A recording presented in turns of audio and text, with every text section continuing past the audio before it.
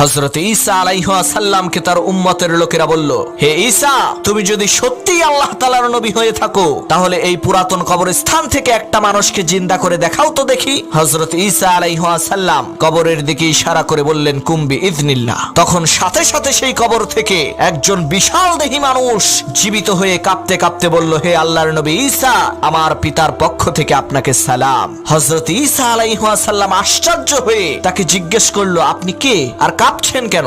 তখন সে বলল, আমি হযরত নূহ আলাইহিস সালামের পুত্র শাম। আমার পিতা আমাকে আগেই ভবিষ্যৎবাণী করে দিয়ে গেছে যে তুমি মৃত্যুবরণ করার ৪৫০০ বছর পর হযরত ঈসা আলাইহিস সালামের মুজিজার কারণে তোমাকে আবার জীবিত হতে হবে। আর আমি কাঁপছি এই কারণে ৪৫০০ বছর আগে আমি ইন্তেকাল করেছি, কিন্তু এখনো পর্যন্ত সেই কঠিন মৃত্যু যন্ত্রণা আমি অনুভব করছি। এখন যে আবার জীবিত হলাম, সেই কঠিন মৃত্যু যন্ত্রণা যাতে আমার আর না হয়।